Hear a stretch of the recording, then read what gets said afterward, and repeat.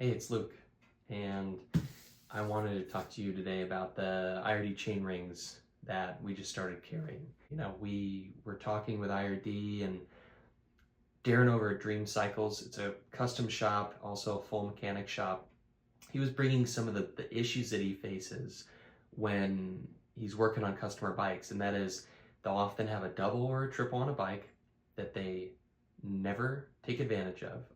Not everyone does. And then he'll notice that when he's swapping cassettes, maybe half of the cassette is used, really worn down, and the other half isn't. So he figured, what better idea than to put a bunch of folks on one-bys? You don't have to worry about a front derailleur going out of alignment or getting messed up. You can just focus on the rear derailleur. It's easier to problem solve. And with the right option with one-by chain rings, you can breathe new life into a bunch of different cranks that wouldn't otherwise be used again.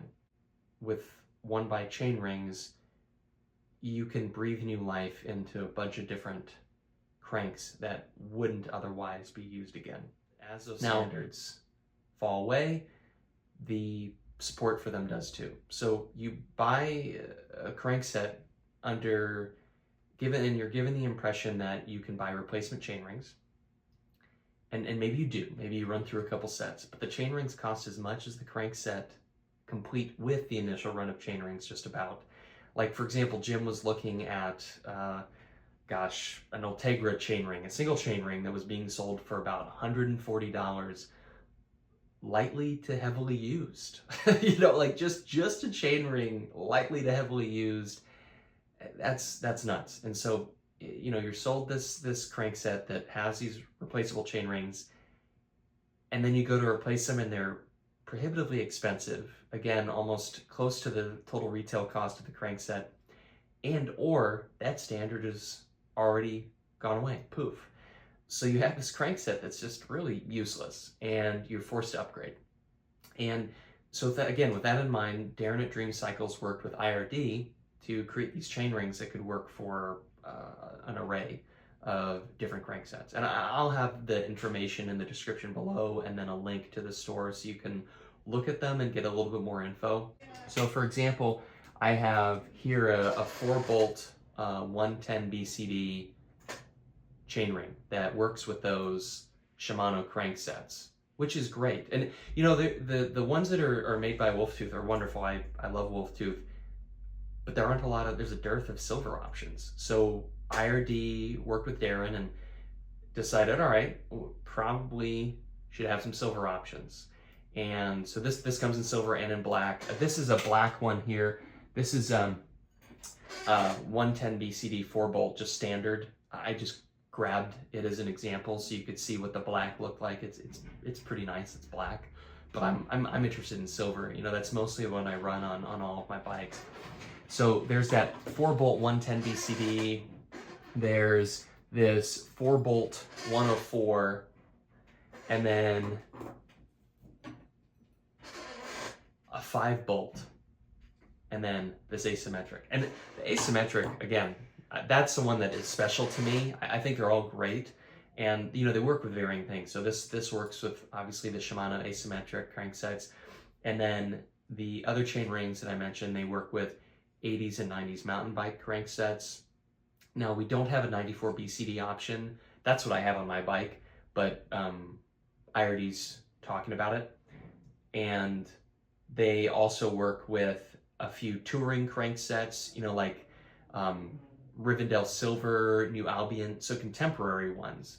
So if you bought a New Albion or you bought a Rivendell Silver crankset, some of the touring ones, you could outfit them and make them a one-by using these, which I think that's really wonderful. So it's I don't know, I'm not always tinkering with bikes, but I'm almost always tinkering with bikes. The people who also aren't tinkering with bikes and aren't always changing stuff on their bikes, I'm sure that there's some of you who just want it to be the most simple, pared down form of the bike that you can have. I'll also, some older Ultegra stuff works with these. Again, I'll have that information below so you can look at it. And then if you have any comments that you want to make about this, please let me know. I mention this and I make these videos because I think these products are great. I also want to help kind of provide information. So, you know, if you don't buy this chainring, that's fine. I don't, it doesn't affect me in the least bit.